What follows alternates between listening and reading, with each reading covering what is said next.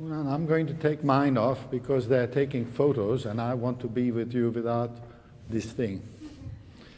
It's up to you, of course. Last year, as well as this year, I have watched you grow as a musician, and I am very much, I don't know where I put my glasses. Hold on for a second. I know I brought them down.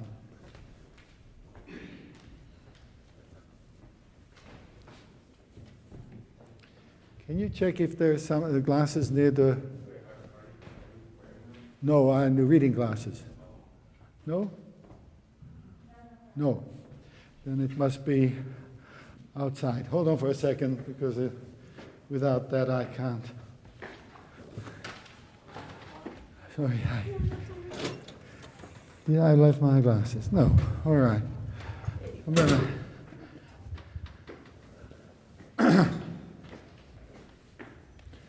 Eventually I will find them, or they will find me. So I've watched you grow, and it's wonderful how you have become more and more of a musician.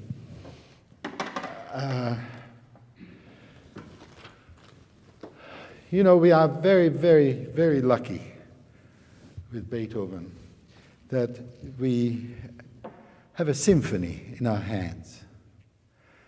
Think about all the sonatas he wrote, the Appassionata, and this, they add up to a tremendous symphony with colors of the orchestra, with so many things happening that we have to sort of, in our fingers, put different orchestra members. And so that's something that, of course, the more you think about or feel, the more it becomes a reality to the others. They can hear that this could be a violin, could be a flute, could be an oboe. Certainly not a trombone, you know. There are so many things in this sonata that are forgotten. By the way, you did a marvelous recapitulation. That, if I could ask you to do it again, to make a tremendous point in the fact that we genuinely, unless we are aware, we genuinely don't take it so seriously, the keys that the composer goes through. keys are meant to be the soul of the music. For instance, a composer doesn't wake up one morning and says, you know, I haven't written in G major for a long time, I better write something. G major, or in this case C major, is totally created from the conception of the work in the mind of such a genius as Beethoven. So there are several C majors, this one being, and that also is a cambrio. So when you go through all the sonatas of Beethoven, there is a genuine consensus coming out of it that makes you play this better. So that's why I think that if a student plays the one sonata for 2 years, it's a mistake. You should, with your capacity and your wonderful technique and wonderful mind, make a point of going through one sonata a month, without even your teacher knowing, just reading through like a book. Do you tell your English teacher every book you read? No, and nor should you. That is part of you being who you are by reading these books. Knowledge cannot be taken away from you. And that's a very important aspect, that all this comes together in our playing. It's not only technique, it's the imagination what it creates. For instance, in this sonata, there are very, very few moments of respite. Everything is based on pop, pop, pop, pop, pop, pop, pop, pop. Wherever you are, it's just constantly going. Yes? If you look through the whole music, it will come down to it that it's constant. And Beethoven does that constancy in many of his sonatas.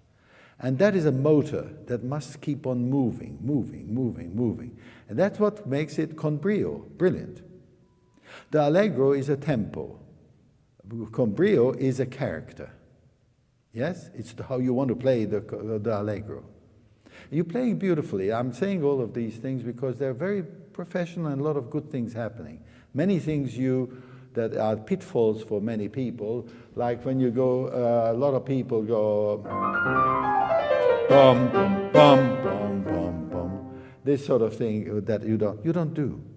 You really have a tremendous control and many, many, many good things. Yet, I felt that it wasn't infected with this con brio, this movement of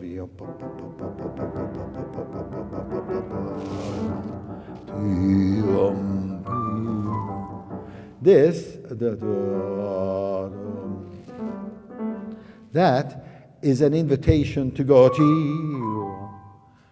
You see, you feel that the violins go this way, flute, answer. So it's not a separate entity, it's a continuation. And it's a continuation because the left hand goes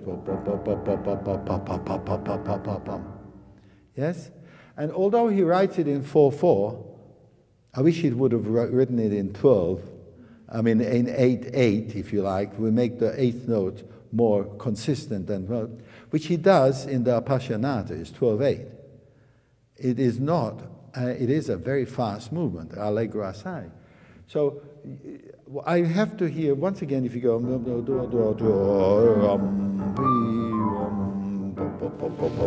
it continues.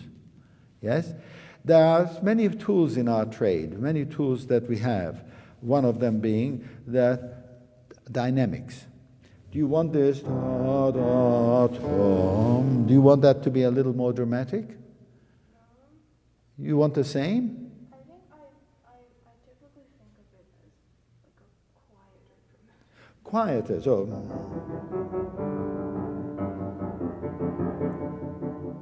Yeah, it's possible. Everything is possible. So what would happen if you start off with your fingertip? You do that. And this one will become that you flatten your fingers, which is less direct. That's what you wanted to say, that is less. Yes? Now, a conductor would say to the violins, play the first one, and then less bow. They do this all the time. Why can't we do it as pianists? It's only because we tend to just play. Yes? Try it. Let's see what happens.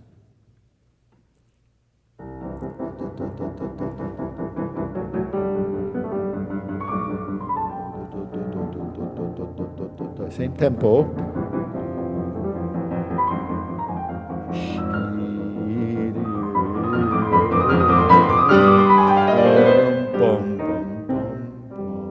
Yes, do you want this?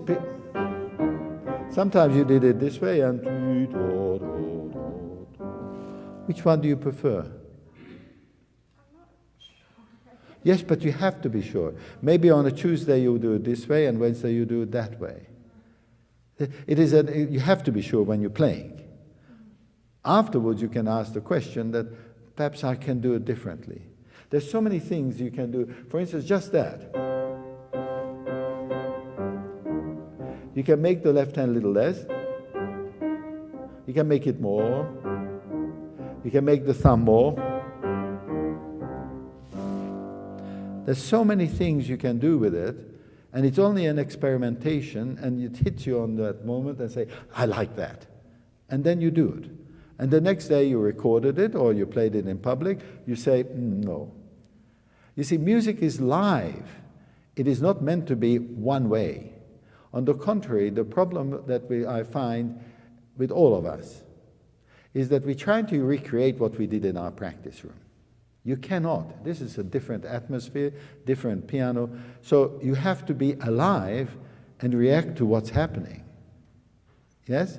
And the more you do that, a lot of people talk about nerves and what we do, what happens to us when we perform in public.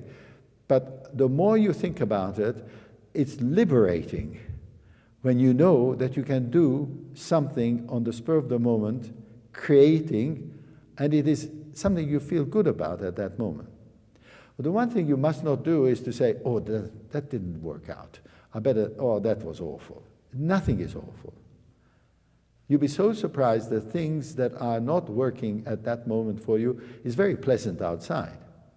You had a preconceived idea which is very good. It should be like a large box, the idea of what you have. And within the box, you can vary it.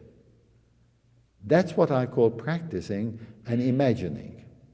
Once you do that, you are liberated when you are on stage. And it should be frightening, but it should be something you look forward to. And if you feel your heart is pounding, it is because you want to achieve something, not because, my God, I'm not going to do what I did before. Do you follow? And I give you permission to do that. Not that you need it. Okay, one thing how long would you want to stay there?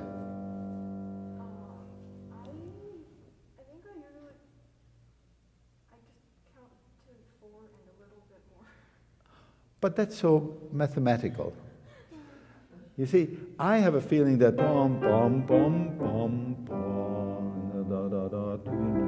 this note, in my opinion, has two sides to it. It has a side of finish, but something that you want to go on. If you wait too long, it sounds like I'm going home. Goodbye, everybody. If you do it just right, the note demands to go on. And that's a fantastic feeling, because the end is end. Yes? So creativity, again, I'm stressing it. You are so good at this. I mean, there are so many things that I don't want to touch. But this creativity at the moment, can you just try that from there?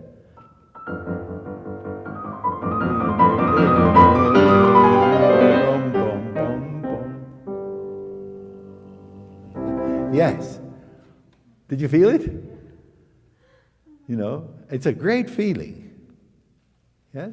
Very good. What I do all the time is when I'm here, I'm not resting. The worst thing you can do is a performer resting. We never rest. One of the things that I try to explain to myself also, that a performer cannot be on automatic. A performer has to be very much alive all the time, because the audience, half of it can sort of doze off. They had a nice cup of tea or something like that, but the other half is alive and with you. So you don't take chances. You know what I mean? So and I do this, I go,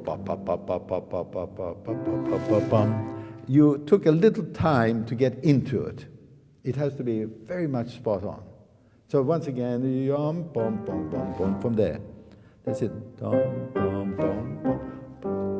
Da, da, da, da, da, da, da, da, da, da, da, da. Good, very good.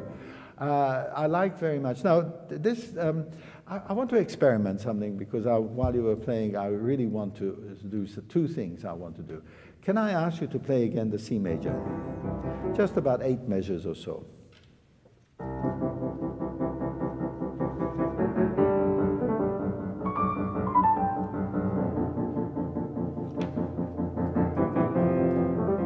Okay, fine. Can I ask you to go to this page? You remember, can you find it? There. And that, what key is that in? F. Could you play it in F?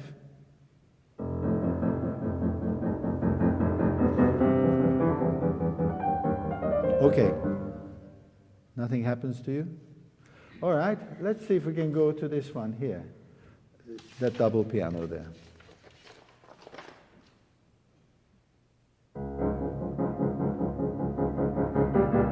Okay? Nothing happens to you?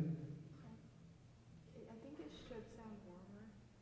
I don't think I'm making it sound. No, don't, I'm not after you, I'm not after your confession that I'm not doing it. I'm after more than anything else through you to influence all the young people out there that keys are meant to be for a certain reason. Now this to me is rather exciting. It has this optimism. We're going to go somewhere. Whereas this, when you are playing, if I could see it, this part here. Sorry, where is it? No, I'm not doing the right thing, am I? No. Well, I can't see it. That's the problem, isn't it? It's F major.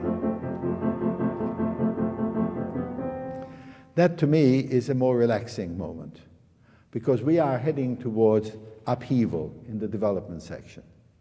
Yes? It doesn't even finish it, doesn't give it a chance to finish it because it goes, it gets more and more excited. So before the storm, there is a moment of relaxation. So can you play the F major like you are really relaxing?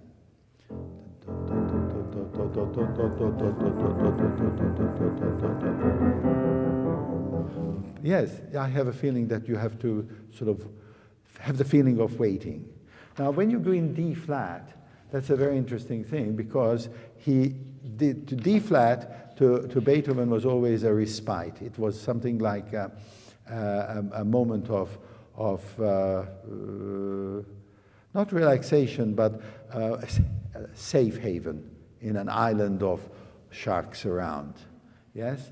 And we went through a lot of things before that, but somehow, as you can see, the D flat has just has to have that feeling of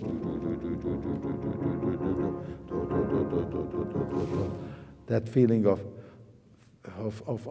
being safe. Still, there is that moment of brilliance. So, have you ever done this? Go from C to F to D flat? But you will. Because what happens then is that you absolutely creating something in your imagination that you can do. Now, what would happen if I would ask you to do the same thing in E major, the second subject? You know, I can't see, sorry. Can you make it a little more legato? Can you make it a little more legato?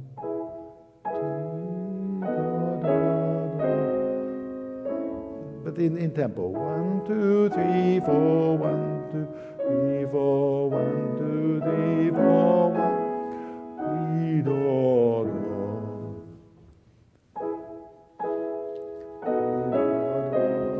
Okay, let's jump. I'm sorry. Let's jump to the one in the recapitulation, if you don't mind, which is, of course, in A major. From there.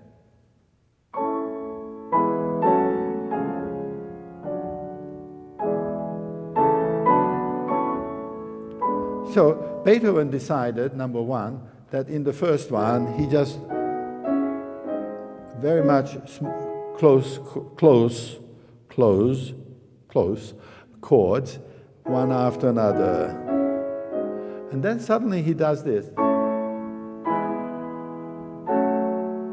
So he not only draws attention to the fact that one is in E major, which is always to Beethoven a key of angels. And he loves that sound that he goes from C major to E major. Somehow that's his line of magnet, if you like. Because even in this sonata, the second movement, it's in E major. So there is something to it. And I know that, I don't know it, but I gather that he got that idea from Haydn, because Haydn does it once in a while, the third interval. Yes? And so sometimes, in many cases, that is very, very important. But here he goes into A major. Sorry, I must have my reading glasses. Do you experiment with the two things? Yeah, it was recently brought to my attention in class, and I've been trying to play around with it. Good, so you have. So what instruments do you think this is? So woodwind. Have you ever thought of blowing while you're practicing?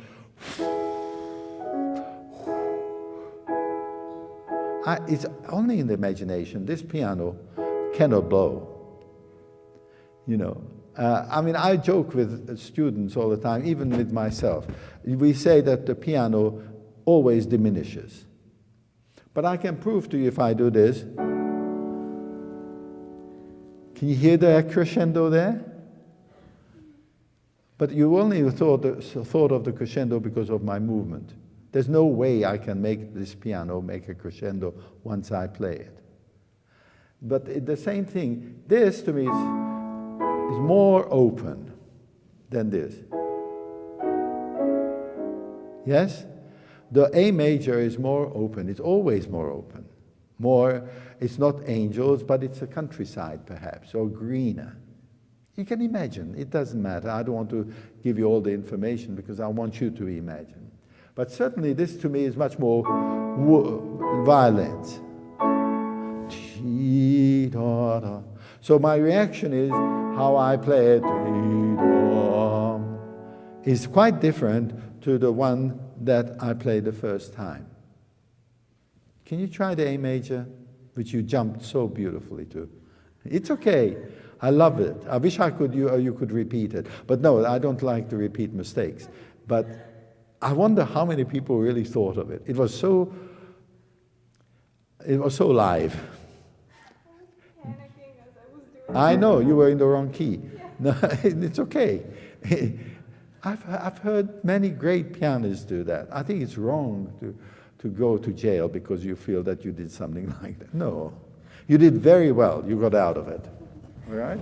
Could you do the A major once again?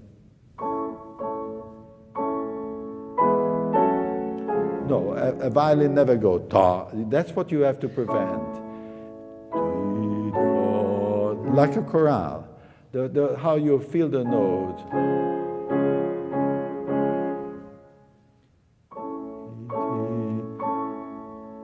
I wouldn't come up because violins don't come up. So I'm imitating the violin of trying to go from the sorry, I'm bowing. Now that was good. I felt that was more likely to what I want. I can feel the vibration of the strings. Have you ever thought of that?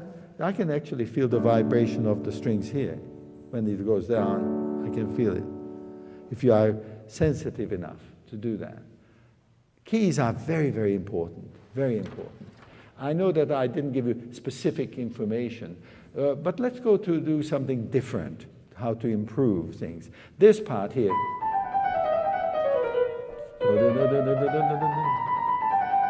Oh, thank God. You're wonderful. Thank you. Did you use it? No. Oh, I can see. Thank you. That's what happens when you leave things behind. So,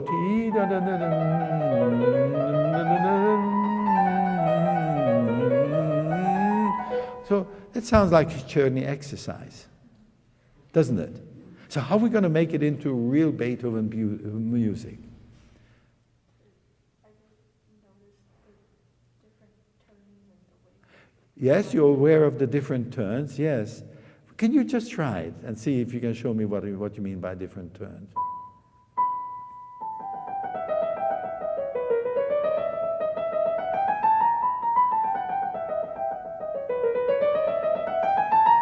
Fine. Now, if you're going to go, which I think you should, but that's your life, go into music in a more depth and depth, one of the things that I'm hoping that everybody takes conducting. On a certain level. I'm not saying you should be a conductor, but you should know what's it like physically to go 1, 2, 3, 4, 1, 2, 3, 4. Because when I say 4, that's an upbeat, you should feel that. Now here, for instance, 1, 2, 3, 4, 1, 2, 1, 2, 3. So not every note is even in the counting. This part, I wouldn't count that 1, 2. I would leave the 2 out in my mind because that would be one moment. But here, I need it makes it want to go into the 1. So I would go 1, 2, 3, 4, 1. And when you do that while you're practicing, that makes it into quite a different method than finger exercise, let alone that there's a pulse inside it. Yes? And Beethoven gives us that by going 1, 2, 3, 4, 1, 2, 3, 4, 1. You can do this 1, 2, 1, 2, 3, 4, 1, 2. Because here he does it 1, 2. That's in 2. And then 1, 2, 1, 2, 1. So he himself tells us to do that. He doesn't tell you everything. And what I don't tell you is where you come to be liberated to do it. Can you do it again?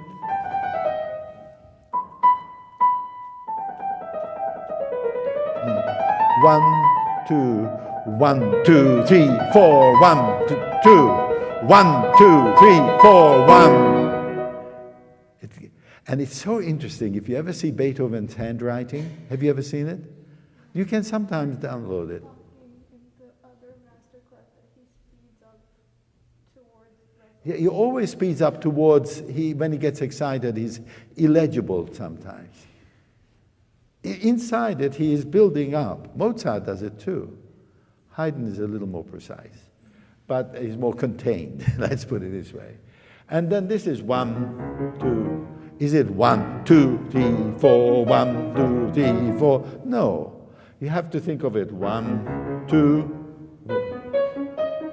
1, 2. And here it becomes 1, pa, pa, pa, pa, pa, pa, pa, pa, pa, pa, pa, pa. You can hear that it's getting more and more excited. Now, if you analyze that or even recognize that, that means that it is the pulse itself gets quicker inside us, and we transmit that. So when you slow it down here, to me, yes, you can slow it down, but how you slow it down without losing the excitement of arriving somewhere? Yes, I mean, you don't go with a car, you slow down, but still there's a moment of arrival. And if you become slow and lazy, like unfortunately you were doing it like that, then it's like I tell you the jokes, the ending of the joke before I tell you the joke itself. You slow down before you wanted to show the slowing down here. You understand? So the introduction of the second subject, do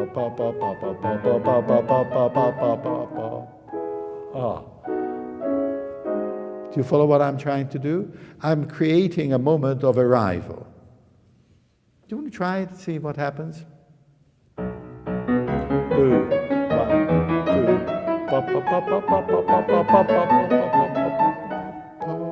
Good. You have to do it dynamically also because it does go to piano. There are a lot of things here. That's very difficult on the left hand, not to overwhelm the right hand. Can you show me that?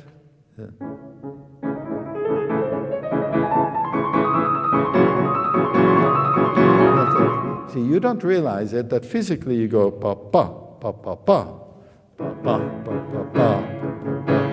The second note you release upwards, yes? Whether you like it or not, and this is very, very important, you should, well, these days, my goodness, you have all the tools of filming yourself, video, and then you look at yourself and you say, boy, my left hand is coming up. And when you notice that, even before that, you notice that there's an accent there.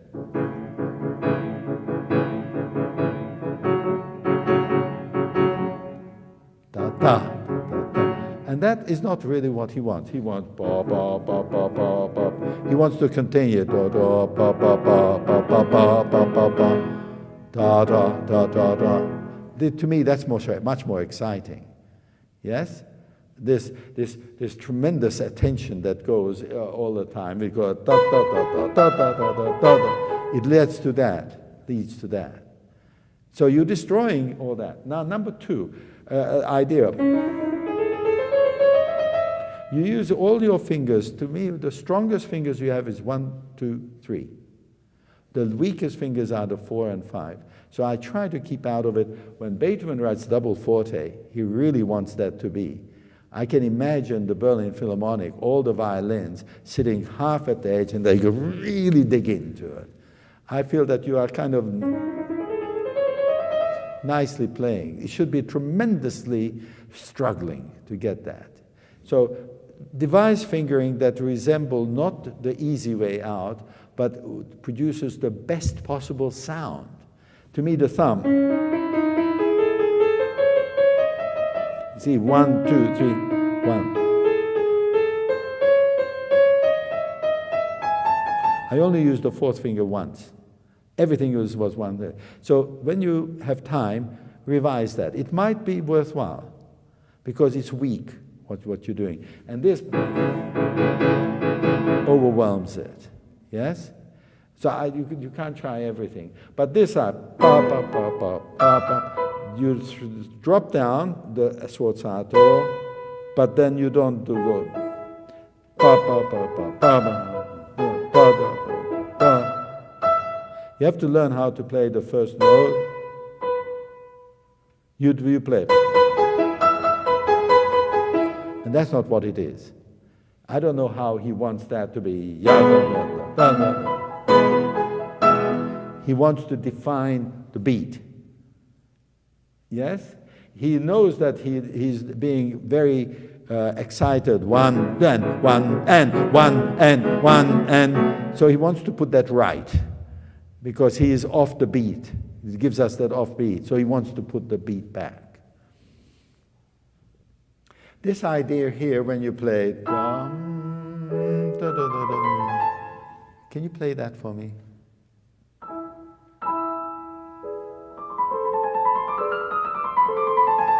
Okay, Hunan, can you play it like a flute, please?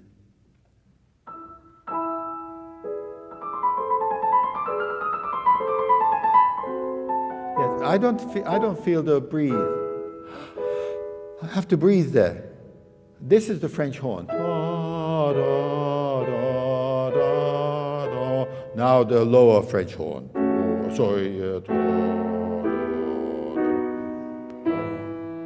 You can feel it. But perhaps this might be the clarinet or oboe. No, I like the idea of blowing in there. But it's not, because then the upbeat doesn't come out. up, down. Da-da-da-da-dum. It needs that. Otherwise, it stops being moving. Yes, try it again. When you play the chord, this is the sforzat, forte piano. And here again, you have the problem. Because you have this. This is finished. This is beginning. Yes? So when you practice, you do it so many different times that you get the balance of, can you hear it? And then you release it. Da-da-da-da-dum. You see, this da-da, needs that. If you don't react to it, you're gonna, nothing happens. Okay, try it.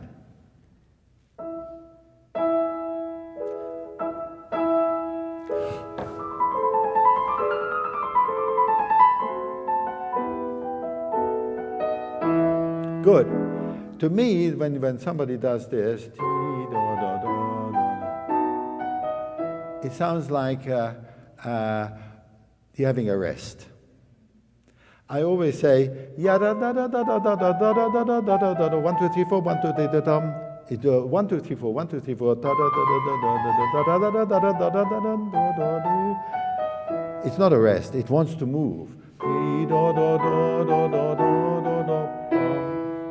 Horn, clarinet. Can you hear it? I can. Of course it's not, but it is. And I'm trying to inspire you to, when you're practicing, when you're playing, this goes through your mind. Of course you have to preset your mind that you're going to do a clarinet. That doesn't come by inspiration only. But once you do that, now how you do a clarinet as opposed to a flute? The flute is a little more transparent. Yes? It's more, so I really do a little more work with my fingers. When I'm doing the clarinet, I want to be deeper. Yes, even it's not a question of loudness. It's the length of the note that I'm trying to do a little more, because the clarinet has this inbuilt sort of mellowness. Do you agree? You know, I hope you play chamber music eventually, if not now. Then you can really feel what they do, and it makes a lot of sense. Can I ask you to go to just from there? Can you make this? I feel those are the strings and the clarinet solo. Try it once more. No, but you're doing this. That's what I'm preventing. You're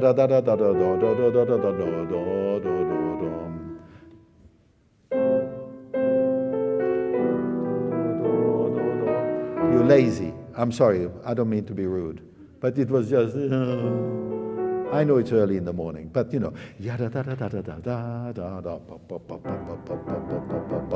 that is constant. If you really go to a concert and a great conductor, he draws the whole thing together based on the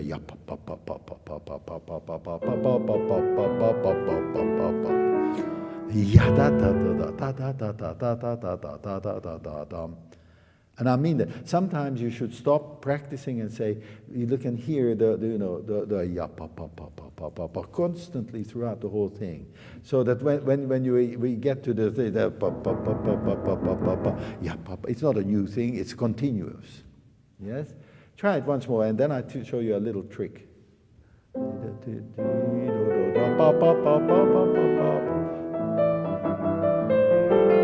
Yes, this is Beethoven uncannily doing something, because he doesn't want this.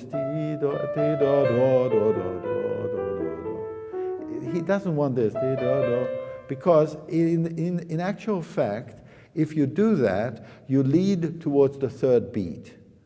And that is not the language of Beethoven unless he really wants it. That crescendo marking is a kind of difficult. And the best way to do it is to go to the first beat, like just do it in your left hand. Suddenly it will happen. Don't do anything in your right hand. Just a little, and then here, It works. You still do what he wants, but you don't go against the classical language of accenting the third beat. You want to try? It's very difficult, but try. Oh, tiny. No. And it's very, very beautiful, actually. Then, try it. Sorry. Now do it together. And then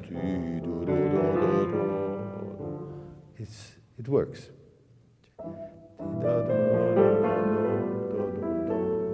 But well, how do you feel? Isn't it good? I wish it would be mine, but I got it from somebody great. Oh, there's so much to do.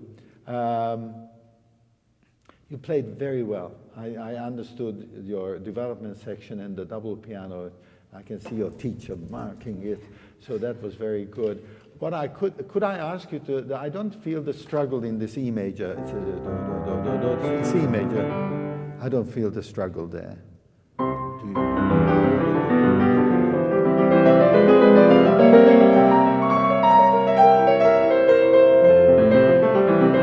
But you traveled from to this. You traveled in 4 measures, and you traveled the first time he goes.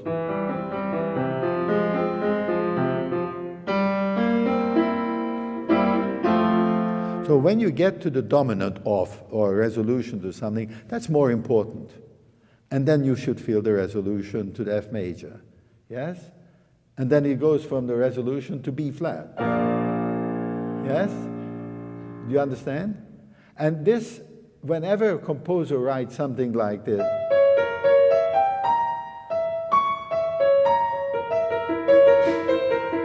that's a struggle. That any time you have intervallic relationship thrown, it's an upheaval. Yes? And you have to react to that. So I don't find in your playing a struggle. It should be a struggle. Try it.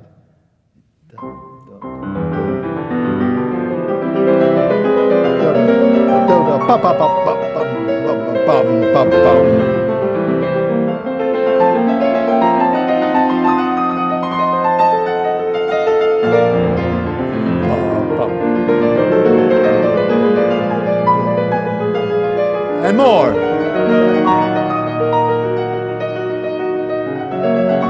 Oh, something happens there that is magical. I know we have to stop, but we are in E flat minor.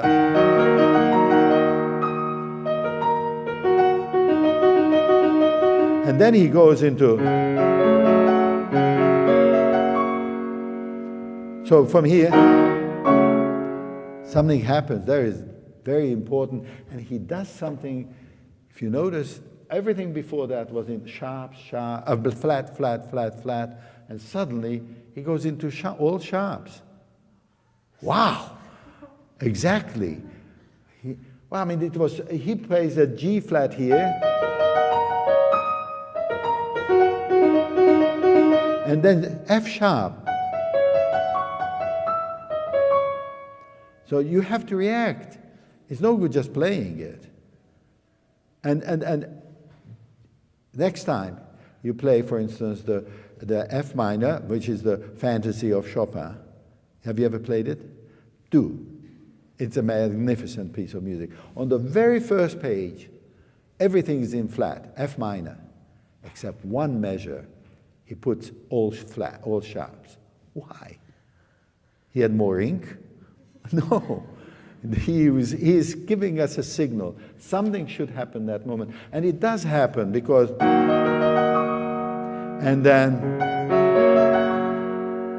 so there is something, and then, so there is a depth there that you cannot lose your intensity, but you can signal that something is going a little bit deeper. And out of the depth comes optimism, is going towards the dominant. It's all experimentation, being aware. This is our signature things that made. One last thing I must do, and then we have to stop. The coda was fantastic, except I did not understand the chorale. This is the first time that Beethoven, dee, do, do, do, do, do, do. He writes an sort of a 4-measure phrase. Usually it's in 2+2. Oh, we have to do something. We really, and the difficulty is on our piano when you go there, that note has to be treated carefully because the continuation of this. You can't go down and then go, because that will break it up. So in your ear, somehow you have to come down enough, but not too much so that it continues on. Try it.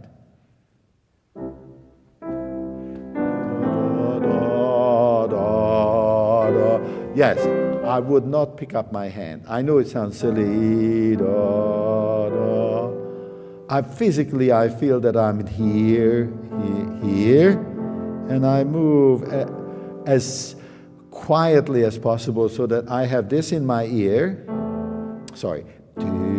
So it's not. I'm not coming down that much. I can't continue. That is an art, to see or hear the sound going down, because that's what the piano does, and to catch it at one point to continue. Very few people do that. But that's an art that has to be continually, because that means you're listening, and you make us listen out there. That's the beauty. You know, you've been to a concert where you just sit there and you can't let yourself go. That's when an artist keeps you in their hands. So try it once more, please.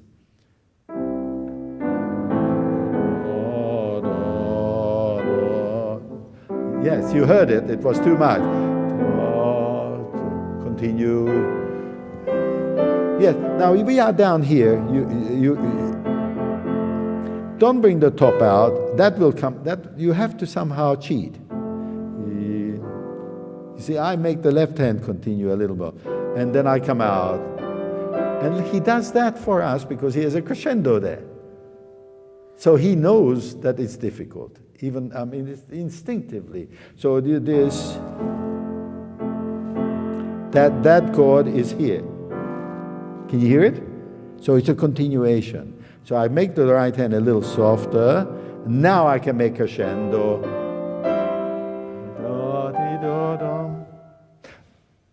Experiment. I leave it to you. We have to stop. But there are these 4 measures that disturbs me a little bit. When you have to go, so this part here. Can you understand? Do it from here.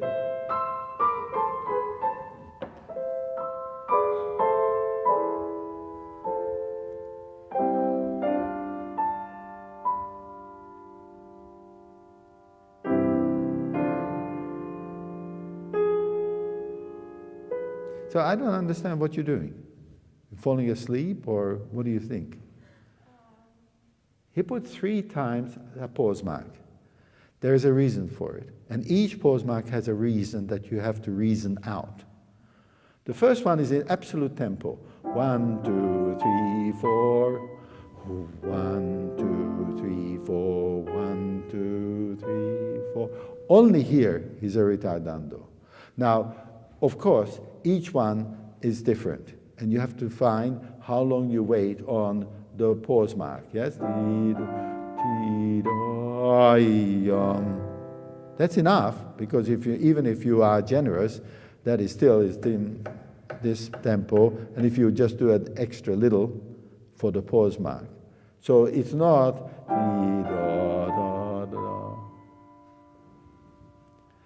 and really and truly, he doesn't want the whole thing to stop. There's always the constantly in there.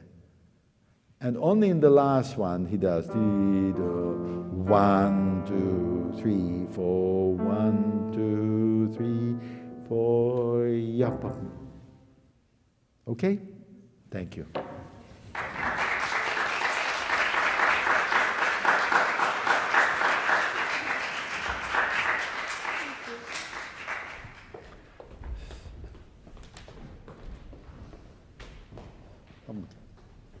She's just as scared as I am of the steps.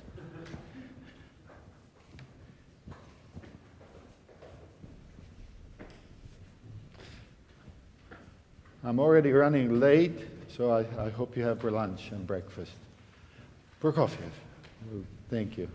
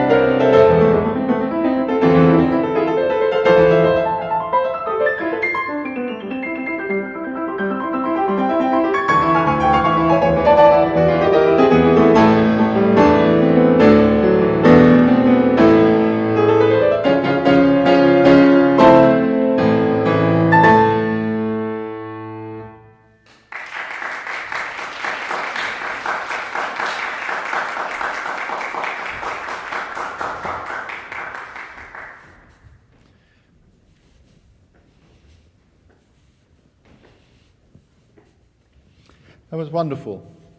I enjoyed particularly some of your thoughts, which are quite different to what I expected, and it was a great joy to see Mr. Schumacher's editions, which I knew was preparing. I knew him. I know him very well, and we've been together in China several times, and you get to know a person. He's a wonderful, wonderful human being, and it's nice to see that he edited this. I would recommend, Bill, that you also look at the original. There are several things. According to the Russians, they have the original, but Booz and Hawkes is where he sold his rights to. So perhaps you can check. The same, similar with Beethoven. I recommend very highly a Schnabel edition, anytime, the Schenker edition, anytime. And there are now several editions by Brendel, as well as Claudio Rau.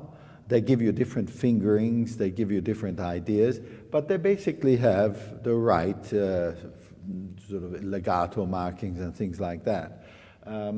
So from that perspective, it is a good idea to get somebody else's fingering.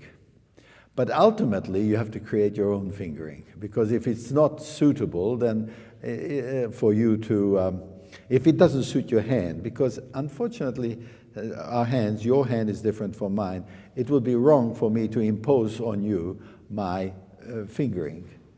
Yes? And I watched it, it's very good. However, there is one aspect of Prokofiev which I am very keen about. Prokofiev is what we call a neoclassic. That means he really was a classicist. He was pure. He wanted to shy away from the thickness of Mahler, the thickness of Strauss, and the thickness of Brahms. He's very precise in everything he does. And this precision has to be transmitted. Now, some people say less pedal. Yes, that's one way of doing it. But the clarity of each sound and its intentions of each sound, it makes Prokofiev what it is. Yes? One of the things that you, as you go through in your music education, I think it's very, very important to dive into the idea of how different styles make difference. Yes? For instance, we know that, Beethoven has smaller phrases, and then we have Chopin with long phrases. Then we have Prokofiev with shorter phrases back again, or shorter ideas, and much more precise and less legato than, let's say, in Brahms. That's a language. And the more you define to yourself what is the difference between the styles, the more you are truthful to the period. Do you follow what I'm saying? And that comes from an inquiry, curiosity. It's like in painting. What makes the difference between paintings in 1860 to 1920? Huge. We look at differently those paintings, and it's more obvious there, but it should be obvious in our playing. So if I have any comments about your playing, while it's extremely competent, it's not clear enough for me. It's not purposeful. Yes? To me, it has to be a little bit more. And then the next thing, I have a question mark. Why on earth did, very few times Prokofiev does this, he writes 4/4 and then 12/8. Why does it do that? Have you asked the question? But you can see it there, right? So every morning you got up and you played this piece, you saw it there. There is a question mark in my mind. Why did he do that? Why not just leave let alone and just put 4/4? Which you're playing it in 4/4. But he really wants 12/8 also, which means he wants to give each eighth note its value. We get that from Bach, by the way. Yes? So every note has to become, not as fast as you do it, but for not. That doesn't give each note, eighth note, its value. So, in my opinion, he slows it down a little bit to make sure each note becomes important. Can you try it?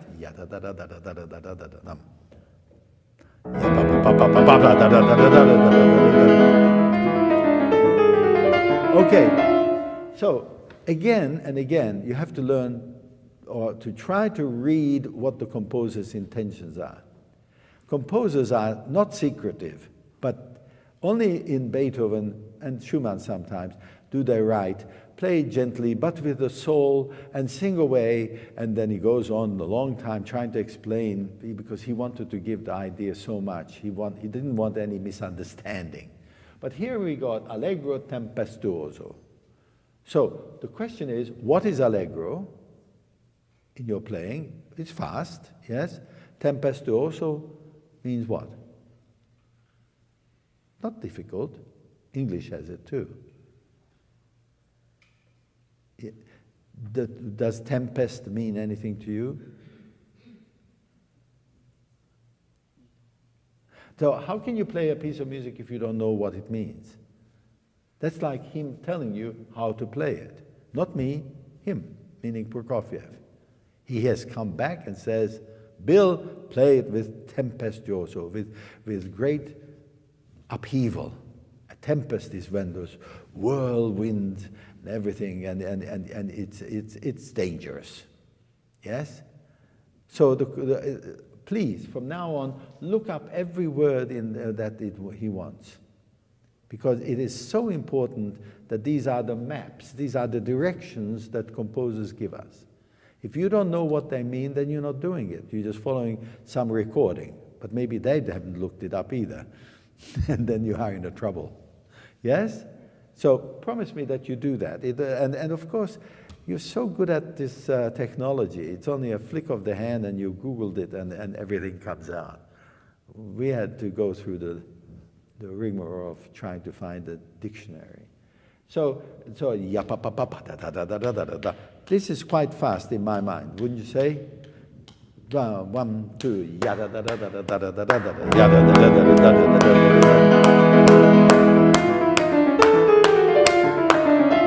this. So you got.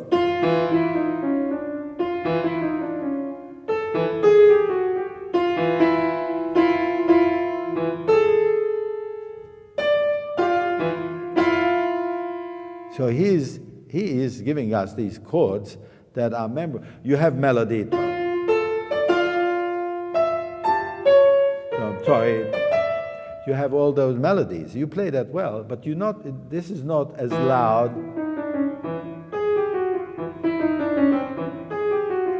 That's also melody, secondary melody. Can you go from there?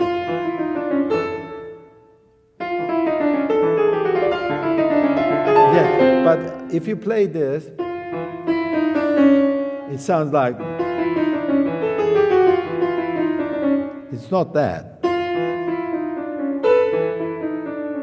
It's secondary, the left hand.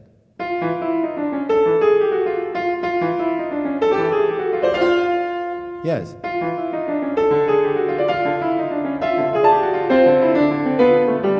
Yes. So much like in Mozart, you have a melody and you have an accompaniment. Yes? So this is absolutely like that. You can't play. Yes? You have to somehow do.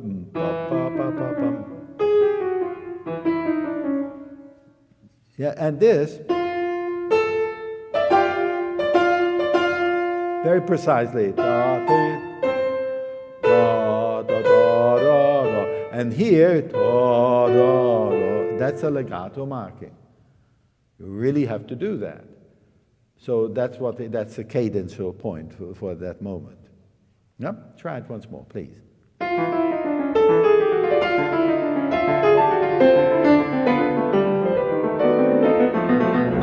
Good. So one of the things that you have here is modern painting. If you see modern painting, what you have is a background and then a foreground. And the perspective of the foreground is distorted. It's how the individual looks at it. So it doesn't want to represent what reality is. He wants to represent what the imagination of the person. Do you follow what I'm saying? So that, yes, there is the piano, the score is this far away, but in modern painting, it might be very far away, or irrespective, maybe one page would be this close and the next one, and then the other one is there. So you have this, the perspective is different. But here, the perspective is very clearly marked, because that's the background, and then you have these things coming forth and back. So the first time he does, the second time he does, so that it comes closer.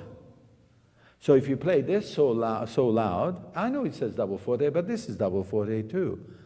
But certainly this double forte, the first one with one note, is different from the two note. Would you say? Of course. And so the perspective changes. You still have underneath it, da da da da da da da da da da da da. That's like a wall, and then you move away, come back. Do you understand what I mean by that? The different perspective. Now, other composers don't do this. But this was written in the early 20th century, and you have to adjust yourself to that sort of feeling. So don't play this too loud. You still have the and then you have still more chance to do that.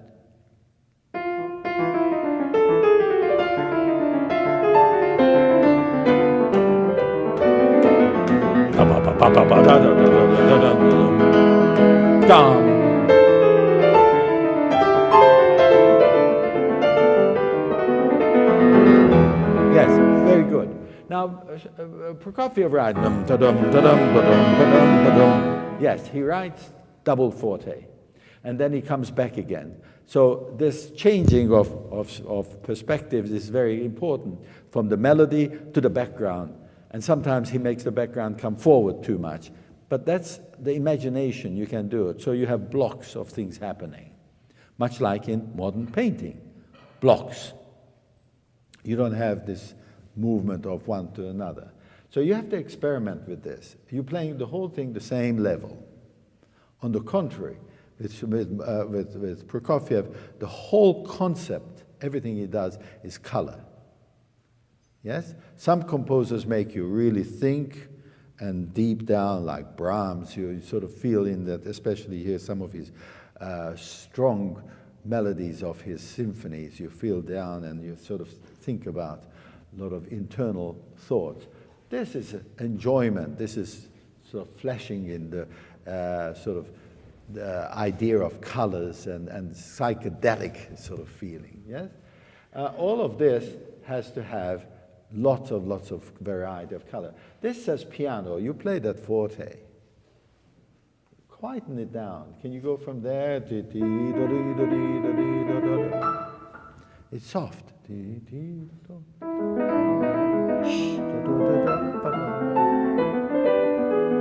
Yes, you really need to look at the music, because yes, there is a yam staccato, but then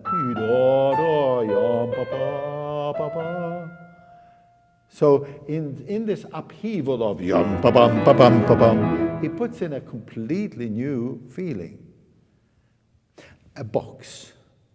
We have one box here, and suddenly another box. You know who did that first? Debussy. With Debussy, you have one technique, and then suddenly he goes into another thing. This juxtaposition of events. Here you have a first event, then you have a second event. Yes? Now you don't have that in Beethoven. And certainly, this is actually modern painting. You have something here, and here, and here, and here. And somehow the whole thing comes together in your mind, but this has to be quite different. And all the legato marking. See, there is no legato except for that here, in the first page, and here. Yes, but then look at all this. And then he goes back again, non-legato. You have to do it, otherwise it sounds all the same. Can you try that again? pa da da yum pa pa pa pa. But the only note I want to hear is actually the F sharp. No, everything is soft in your left hand.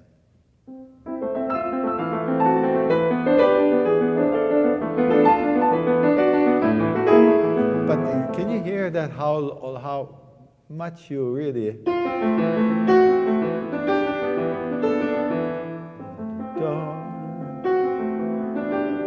You have to accompany. You're not accompanying. You really need to accompany the right hand. Try to soften down the left, please.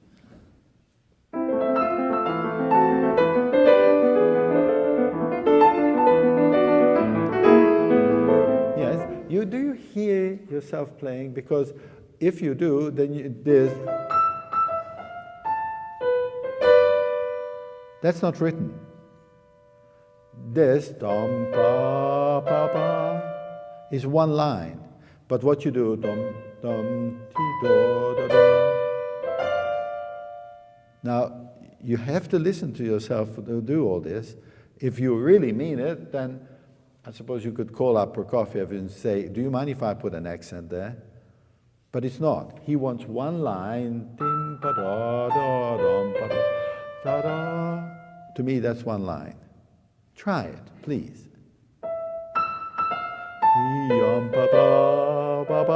Yeah, you don't have to make it down, but even your teacher suggested it, which is a good idea. But it's not an accent.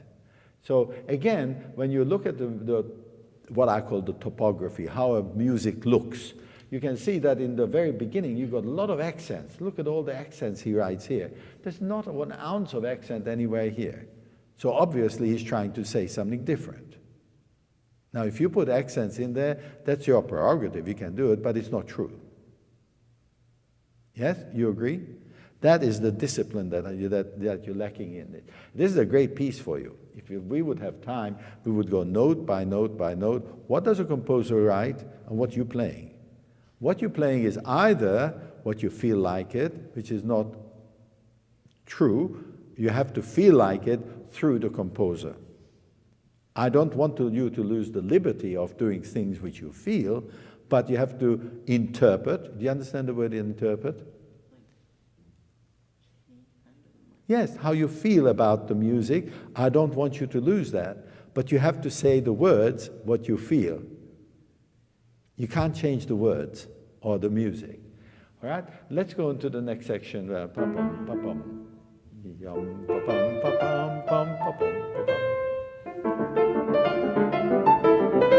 So, okay, so it says secco. What does that mean? Why not ask the teacher? Make him earn his money. I always ask my students, if you don't know, either look it up or ask me. And if they didn't look it up, and I don't know, which I don't know many things, I look it up. Somebody has to tell you, this means dry. Yes? Dryness doesn't mean sound as touch. It does to a certain extent. There's no pedal. That makes the pedal make it wet. You know what I mean? More echoey. He doesn't want that. But he certainly doesn't want staccato because it's very easy for him to write staccato. So if you play it, yes? So that's quite different to what you're doing. Would you agree? Because you're playing everything staccato. Don't play staccato. Try it. Good. Now, what can we do to make it sound like da, da, da, da, da, da, da. You see, it's melodic, but with rhythm. So it has its contour. But if you do this, then you're not doing what he says. He wants the second beat accent, not the first. Can you hear the difference? Yes? Try it once more.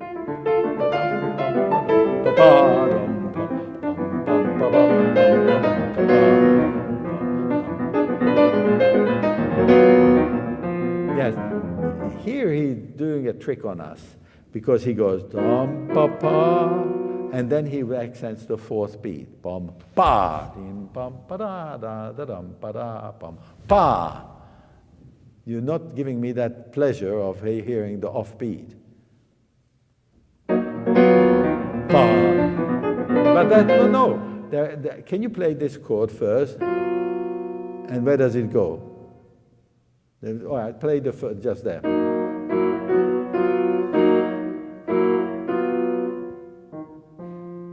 Yes, and then pa.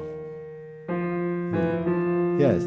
So the first note is an eighth note, and the second note is a quarter note. See what I mean? Instead of just a staccato, yum pa, he wants it longer. Look here too, he wants it longer. The F has to be longer. It's very simple, but it makes a tremendous difference, that clarity. Yum pa ba, bum pa ba, bum pa ba, pa dum, bum pa dum, bum bum. Again, you make that staccato, he doesn't do staccato. I know that you think, oh, he's such a petty, what a man. He just goes after all these little details. But it's my duty to do what Prokofiev wants, in my way of doing it. But I don't think that that's a staccato. Why? Because there is a wonderful harmony.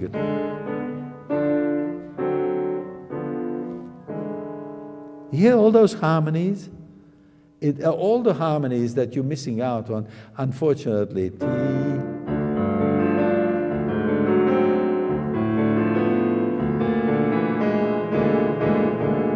are not audible if you go only the top, only thing I could hear. But the richness of the chords do not come through unless you make it non-staccato, short but non-staccato. So it has to be short enough but long enough to hear the harmony. Yes? Try. Now, was that terribly difficult? You know what happened? You listened. And it's a wonderful thing that happens because you hear ba, ba, ba, ba, ba, ba, ba, ba, ba. There's a progression going on there. In a way, contemporary, modern, but there is a progression. Now, if you really it's like being a good cook. You put a little more salt and then little pepper, and then you get something like maybe a little.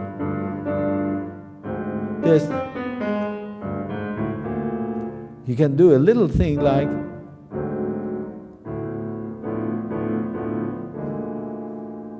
And when you do that, it's really wonderful to practice because you're creating and you are imagining so many different sounds. And I'm not saying it will work today and it doesn't work tomorrow, but you are aware of it. You follow what I'm saying? And I love practicing like that because it's discovery. If you play simply then, it doesn't work. Yes? Now, in the next, you okay with that? Yeah. In the next section, you have again the wall, which is da-dum, ba-dum, ba-dum, ba-dum, ba-dum, ba-dum. And then you have this wonderful, a completely, how can I say, completely different atmosphere. So you got da-dum, ba-bum, ba-bum, ba-da-da-da-da-da-da-da-dum. And the important thing is when you play this is legato. Ba-dum, ba-dum, ba-dum, ba-dum, and then change. Now, unfortunately, you go yum, ba-dum, you do the staccato there. It doesn't work because you don't have two separate entities. Imagine one is here, the other one is there.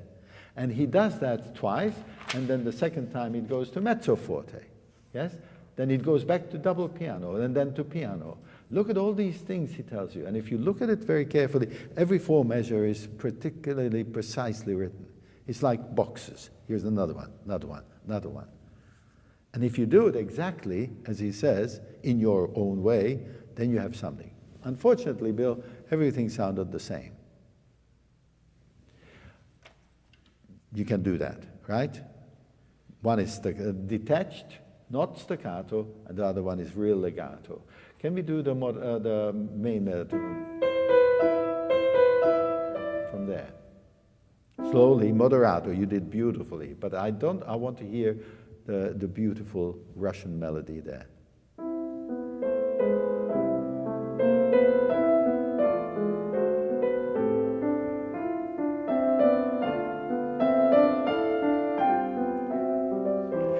Now we come to a very interesting point. You remember I said that our duty is to find out the language of different periods. You remember I said that? Was it I said it or Munan? I'm not sure. But I really believe in that one learns the language of the period. This is contemporary music, yes?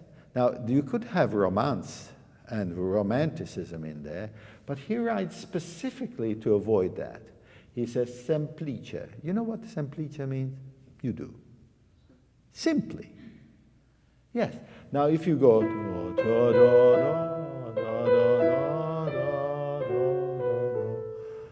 that to me is full of romanticism, full of devotions, full of feelings. He doesn't want that. He wants just simple. Which means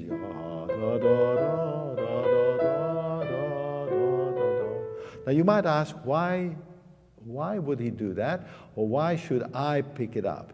Because if you know Kabalevsky and Shostakovich, which are nearly at the same time, they wrote children's books. My first concerto I ever played was the Kabalevsky Third Concerto. And it is simply Simplice. And the Simplice is this walking thing.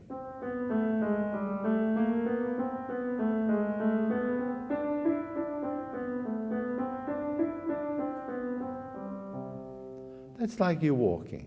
You know how many dozens of pieces of music these composers wrote? Just simply teaching children to play legato, and in a way, it's a style.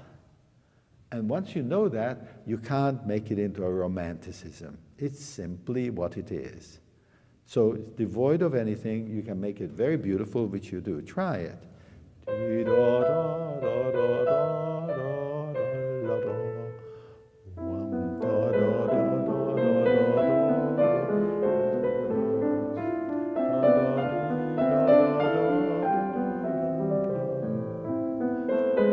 You can breathe.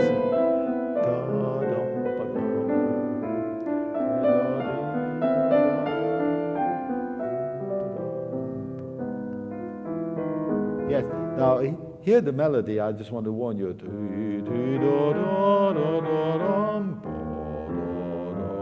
It's not this.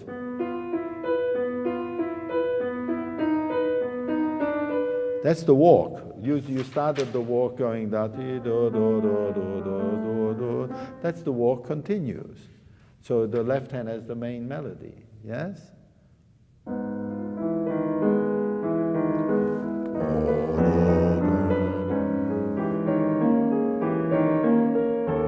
Then back to the simple.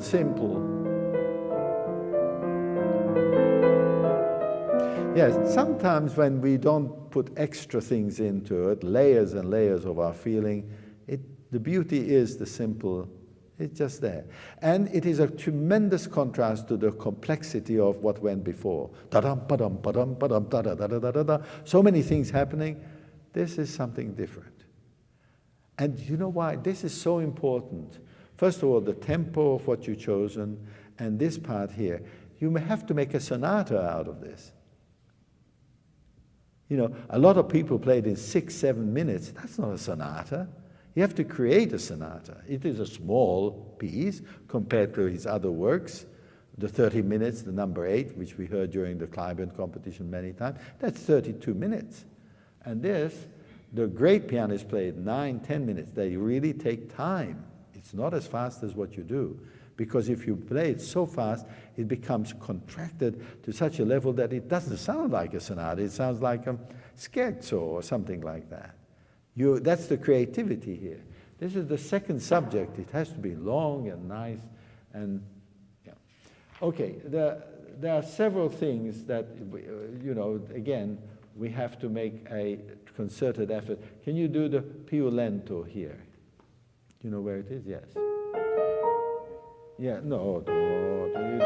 Yeah, what I'm interested in is the string quartet.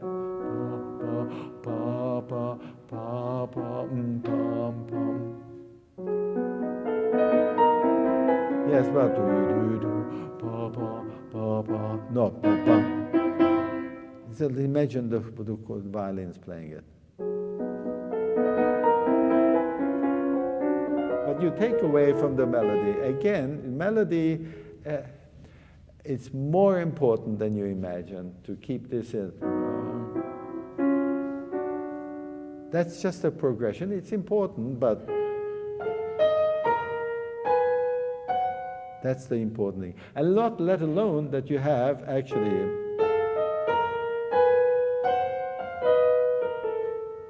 see, I would love you to play it with two hands so you can hear the two equal voices. It's classical. You know, it's like Mozart and Beethoven, the melody accompanied. This is the difference when you have Brahms. If you don't do that, then you don't speak the language of this particular period. That's very important. Last but not least, this is a huge mistake. If you could possibly play it for me somewhere here. Anywhere. Just like anywhere from that section? Yes, please. Can I go from the start? Yes, of course.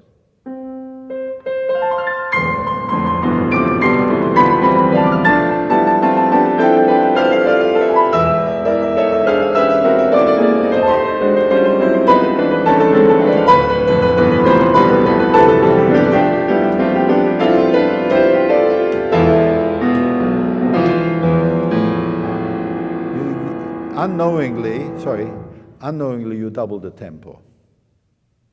Because if you count here, when you go 1, 2, pa, pa, pa, pa, you slow down. Irritardando, your teacher circled it, and you did very well. So it's 1, 2, 3, 4, 1, 2, 3, 4. You have to slow it down. This doesn't mean that you have to go yam, pa, da, di, da, pa, da. You're doubling the tempo. Can you try it, just the last one? 1, 2, 3,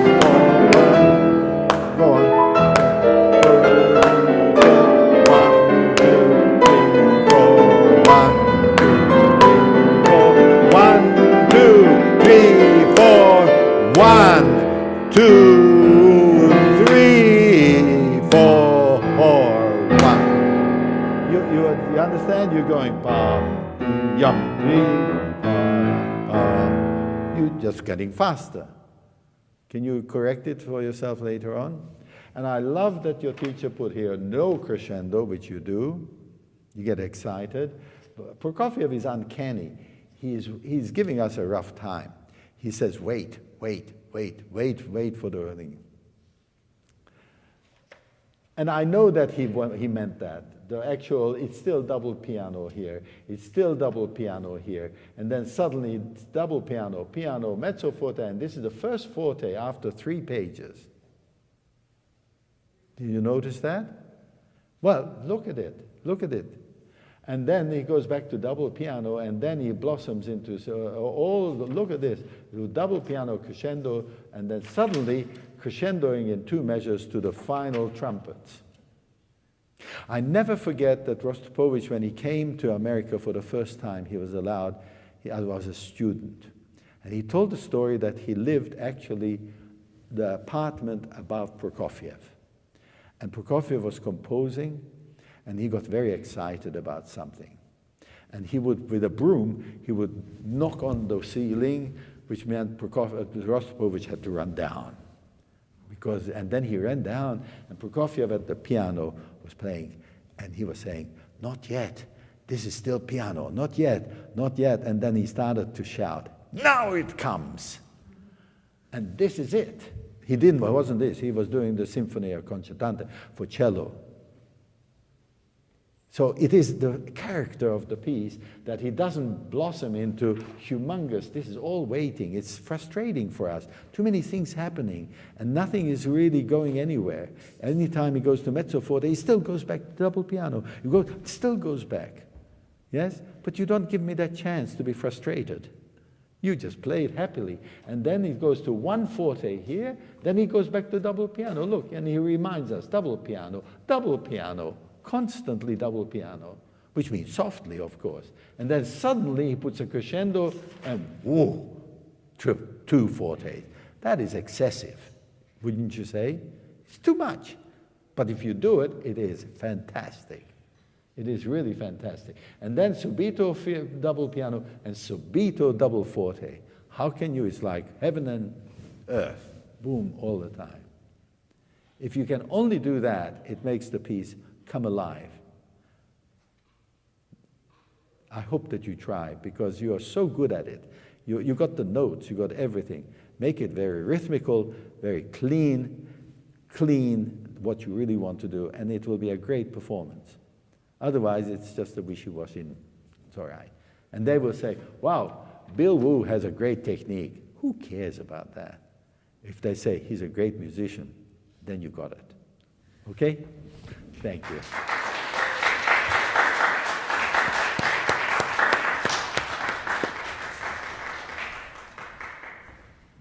So, next, please. You have to run off.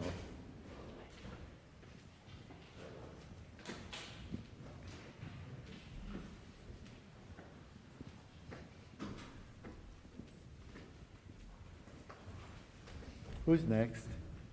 Hello. What we got? Thank you.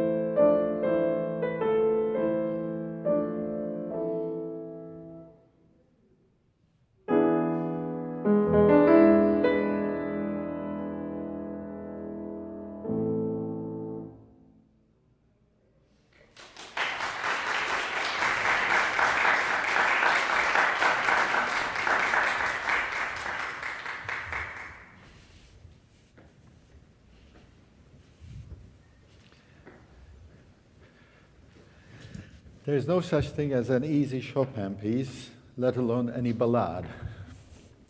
It's very, very difficult. Technically, musically, Chopin didn't give us much of a chance to sort of have a respite.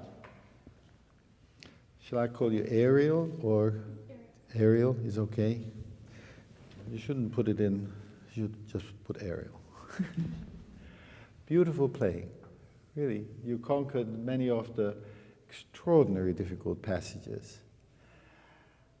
What you haven't controlled is the passage that we all, as we get older and older, find more and more and more and more difficult. The first page, as you can see, is a humongous legato throughout the whole thing. And to conquer that, it takes a lot of listening, a lot of patient sort of feeling about the piano, how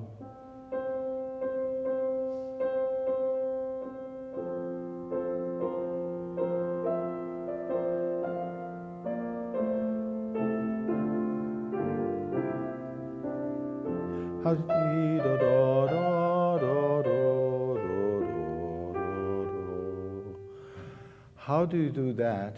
You move down and never make a accent.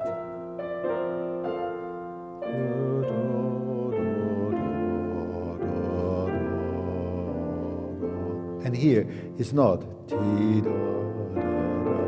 but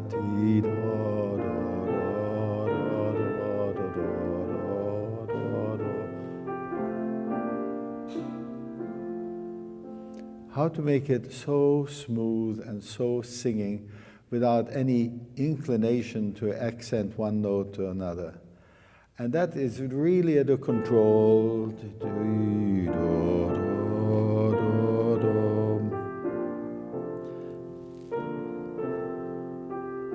So one of the advice that I can give you is that everything has to be prepared on the note.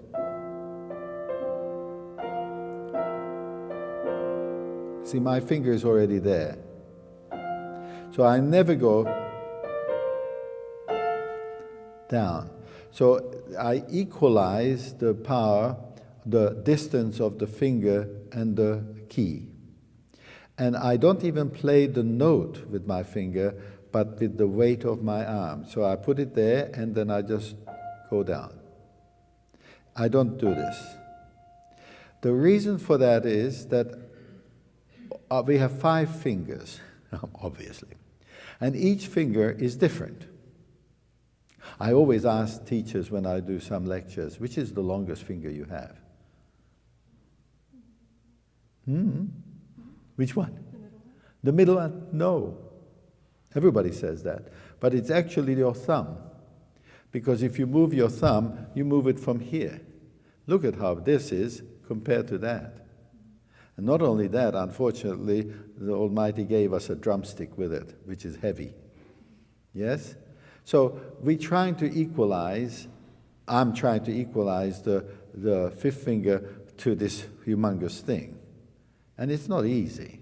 He is giving us a lot of problems. So if you can look at it, you see it's there? Can you see that note? And I move enough, and I, of course, use the pedal. Can you see how I move?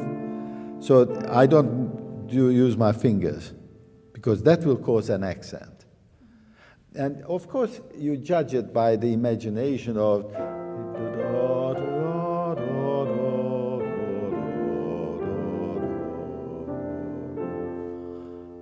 do you want to try that? It's extraordinarily difficult to do. Why did he do this to us? I don't know. But it is very beautiful, you must admit.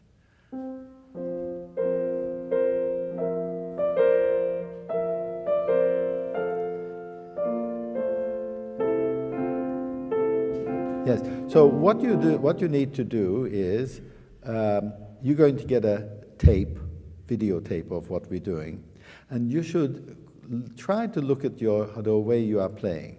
You move an awful lot. When you move a lot, like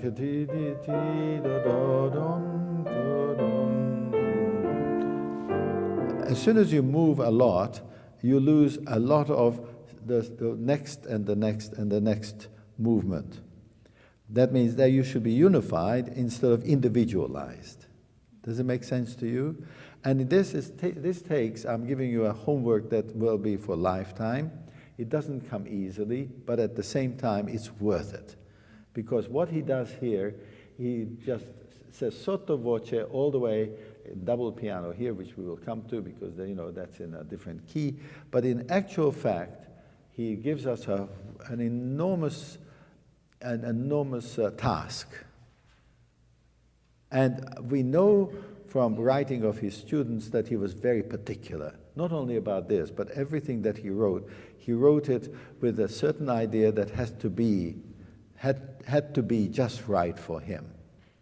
Now, he, of course, was a great pianist. For him to do it wasn't that difficult. For you and me, it's an eternal difficulty that has to come, and it has to be somewhat conquered. So, do you understand the concept behind it? I don't like to talk about technique, but it is not that difficult to describe, but extraordinarily difficult to do. Yes? And if you watch what I'm doing, I am constantly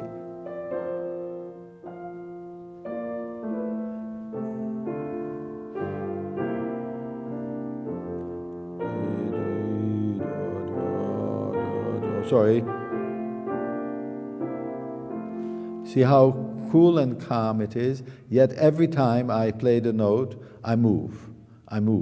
So there is the movement itself is a slow motion movement, because I don't want to upheaval, I don't want to cause that feeling, but at the same time, I have to be ready for the next, and the next, and the next.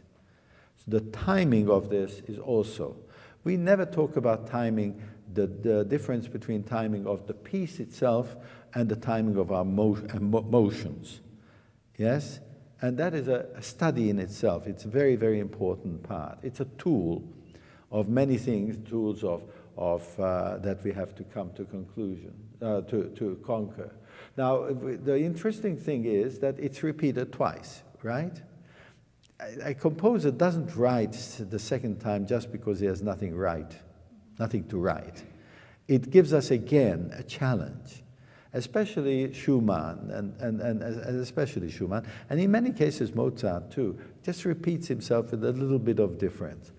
And in Chopin, he repeats himself when you so and then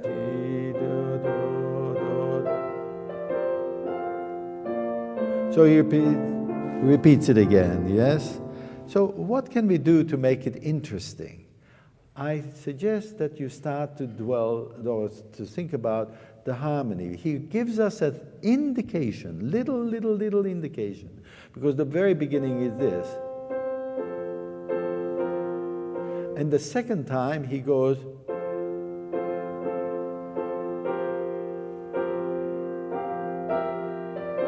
so he wants us to be a little bit more aware of harmony underneath the melody.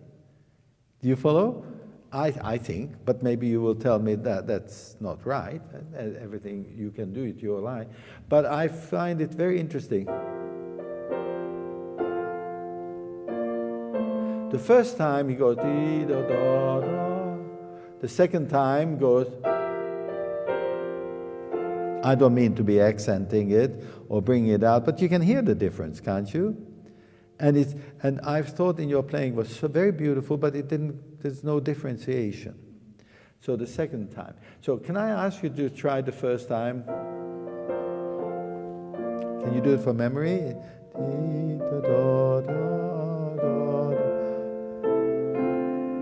Not bad, very good. Okay, can you go to the next one? And feel the harmony now.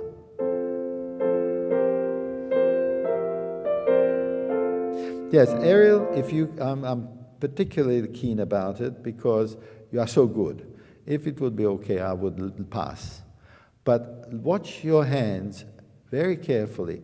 Timing of the hand is, to me, is how we play the piano. The timing as we move away from the piano or move into the piano results in the sound. If I want a loud sound, Schnabel used to do this. This is what we call the thrust, the Schnabel thrust. You go boom. The whole arm goes boom.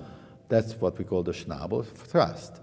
And so it's a direct reaction of the sound of what our physical action is. It's equal. So if I don't want that sound, I go down gently. But I do it throughout here. I don't do it with my fingers. I can't do it with the fingers. So when you play just now,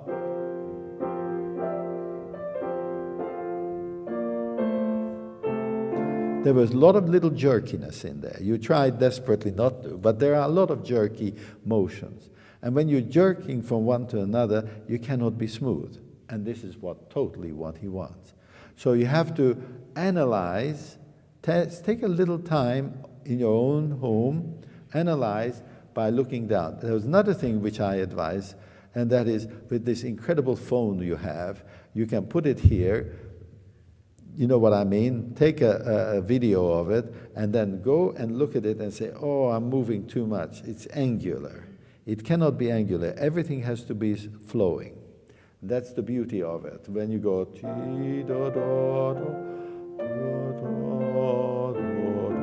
hear the harmony.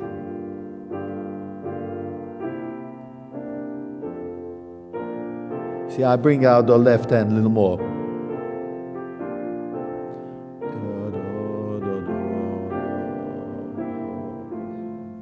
Now he changes.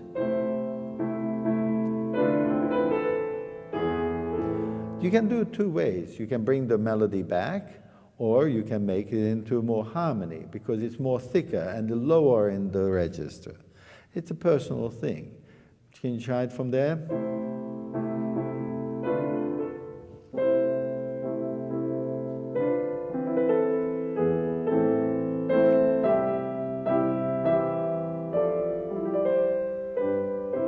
Yes, this is something, you know, in a masterclass situation it's very difficult to go into so much detail, but there are hairpins there. In the whole page, that's the first time there is a hairpin, so there is obviously what he wants. But what is a hairpin? That's the magical thing that very few people dwell into it. They think it's a crescendo marking. It's not. How can you have a crescendo? What these hairpins are, the ebb and flow. Now, if I want to move ahead, and it has a hairpin going with like that, yes, there is a slight crescendo because I move. But when I move backwards, there is a certain amount of diminuendo. But it's inadvertent. It's not what I want. I want movement. So here, he wants to do. You see, the hairpin goes down. So my movement becomes not diminuendo. Inadvertently it's diminuendo, but you know, if you think that I'm making this up, the best example is what I always produce as a best example is in the first ballad. Have you done the first ballad? But you will. You know, sorry.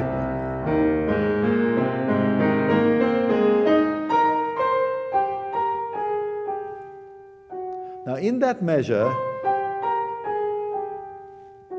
he does something which is unheard of. It has never been done before. In that one measure, he puts a diminuendo and an arrow. But we always thought this arrow, this hairpin, you understand, the hairpin, is to make it softer. But why would a composer write diminuendo, which means softer, and do another softer? Do you follow what I'm saying? No composer uses the expensive ink to do it double. No, and we do it automatically. We become soft and we give it up. So we kind of soften down, not slow down too much, but we do this hairpin. So every time I see a hairpin, it makes me feel that it is something to do with ebb and flow. So this part here, and goes now the hairpin goes up. Then it goes back. Do you hear how? It is not, I'm not trying to do crescendo. I'm just trying to do movement and movement. If it results in a small amount of crescendo or decrescendo, yeah, I can live with that. But I'm doing movement, like the flow of water. Can you try that?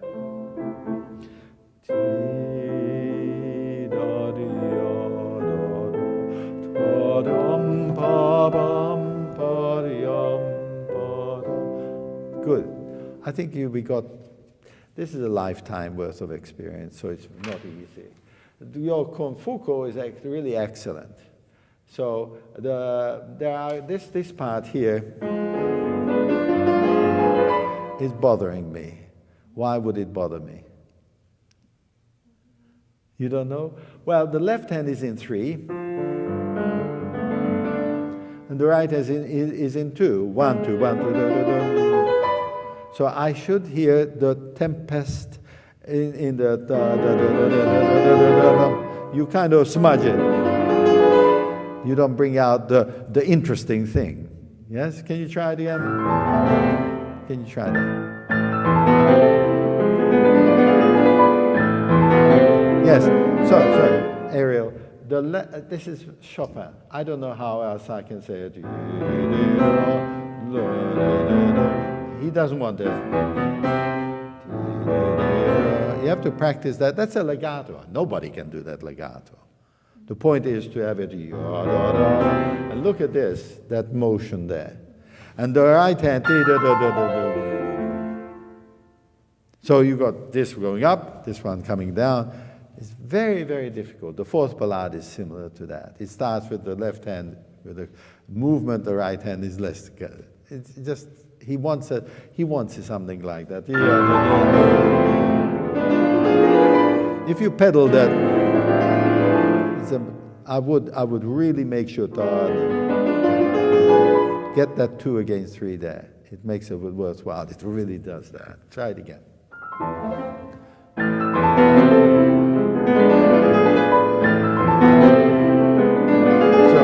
I stop you because I have another pet project.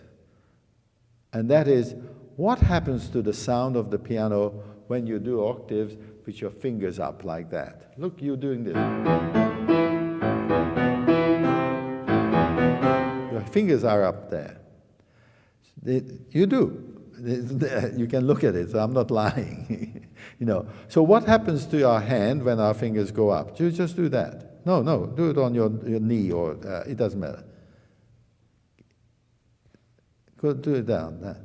As soon as you do that, you lift it up. This here, the muscles are strained, or the muscles are used and are tight. Yes?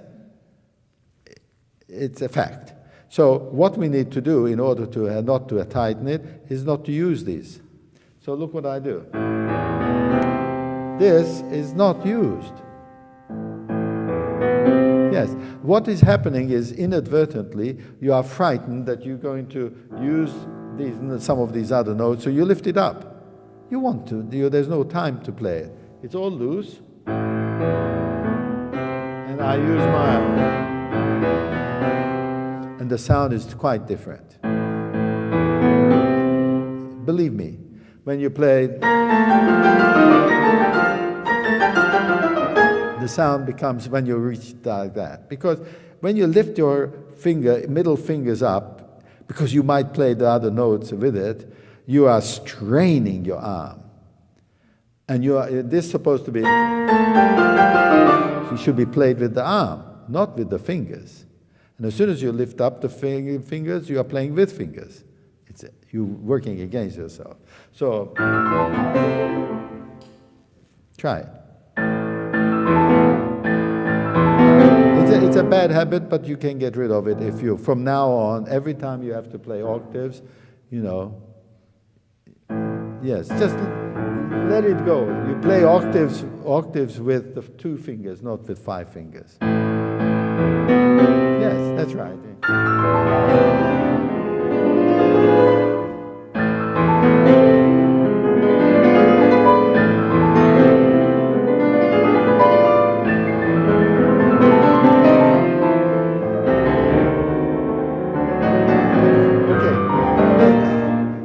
Compositionally, it's very, very important that we understand the structure of what Chopin, Beethoven. We have all the time, in all compositions, what we call little, long. Have you met up with that? This construction that even Bartók uses, Prokofiev uses, everybody uses, because it's human natural being. Here's the first one. Next one. And the next one is this one. But you don't want to stop there.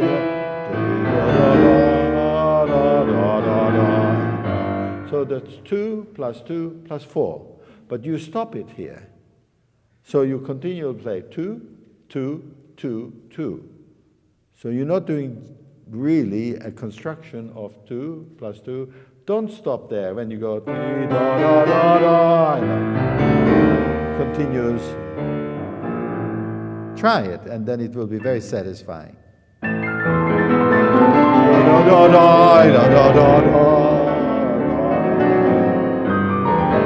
What do you think? It wants to move on to the 4 measures. Yes? Very good. Be very careful that when you play it, watch the pedal. He's very particular that here the melody.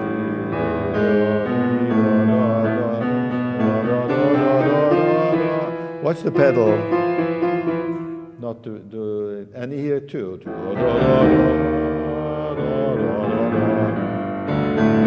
Sorry. Yes? Now comes, you can do a lot of different things. Who's the leader, your thumb or your 5th finger? Thumb. You don't have to. You are you. If you told me 5th finger, I said, oh, that's okay. I do it with my thumb too. You shouldn't question mark, but you question marked it because you did not know you had a leader. That's the thing. You have to have a leader. You have to sort of, because if you then equal opportunity for 5th finger and the thumb. No, he's leading with the thumb.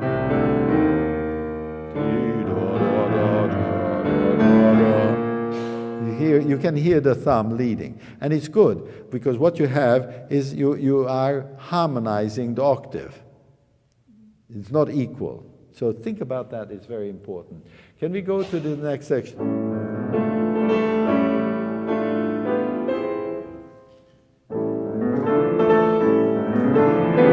Wait. Listen to what you're doing. It's pa, pa, pa, pa, pa, pa, pa, pa, pa. There's a crescendo, da. He wants to go to that. Di, da, da, pa, pa, pa, pa, pa, pa, pa, pa. He's leading to the first note. What you're doing is the opposite. Da, you're doing. Don't do that, please.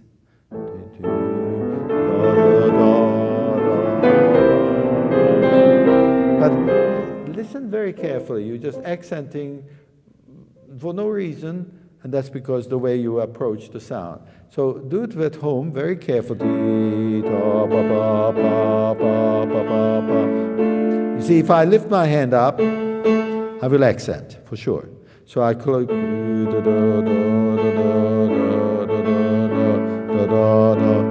and then a little more, da da da da da da da, pam pam pam pam pam pam pam. See, there's a huge crescendo. What you're doing, unfortunately, is da pam pam pam pam pam pam. It doesn't grow. You're just making a lot of accents. And the growth is amazingly important because he goes from nearly nothing to the crescendo to the double forte. Yes? Try it once more and see if you can listen how you can make each note louder and louder.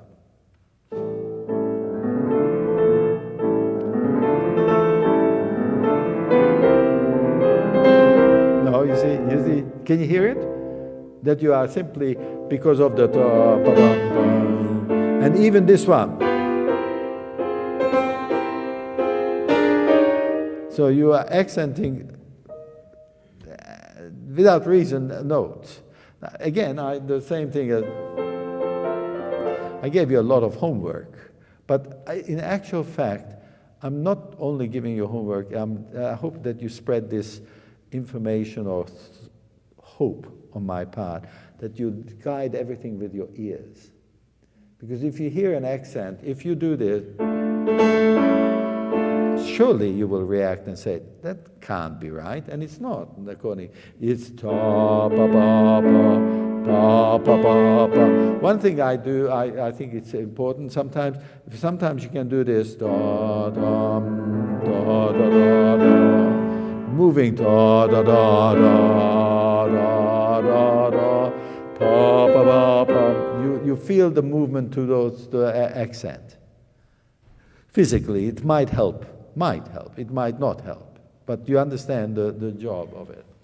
Okay, this is, there's so much to do and so little time. There is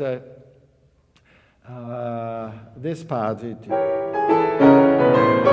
yes?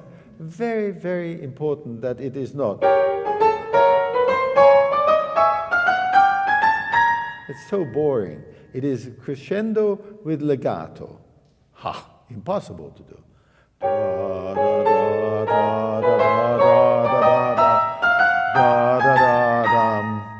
But the closer you are to the key, and again, you're listening that every note gets that crescendo, then you might be able to do it. Try it again.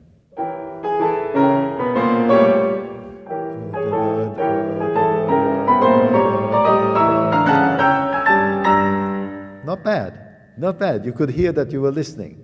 And that to me is worth the whole hour that half an hour we spent together. But we have to also, unfortunately that's the melody. This is accompaniment. Very difficult accompaniment, but still the left hand is the important thing. So can we do it again?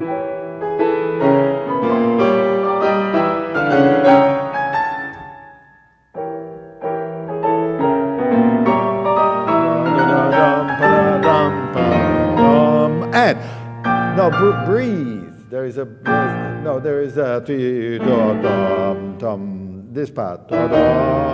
You have the rest. Yes.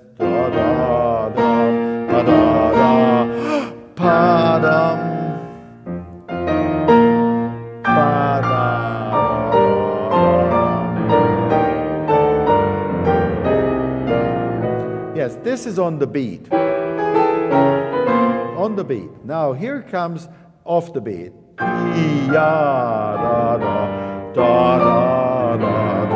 All of that has to have this feeling. And another one. All of that is, I'm not accenting it, I just feel to the next beat. Try that.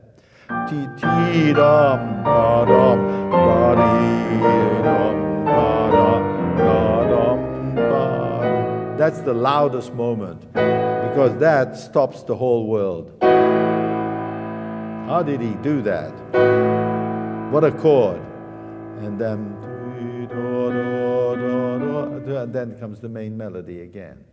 So you have to really work it out, what makes differentiation between where the accents are. Of course, I didn't approach the most difficult part of this whole page, because technically speaking, that is difficult.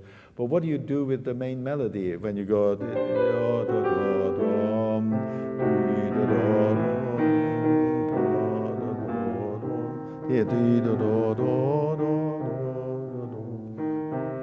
Yes. How do you deal with that? The melody.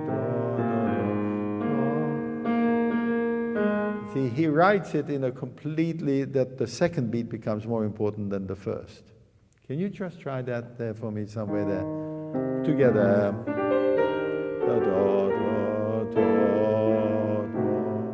From there. From there.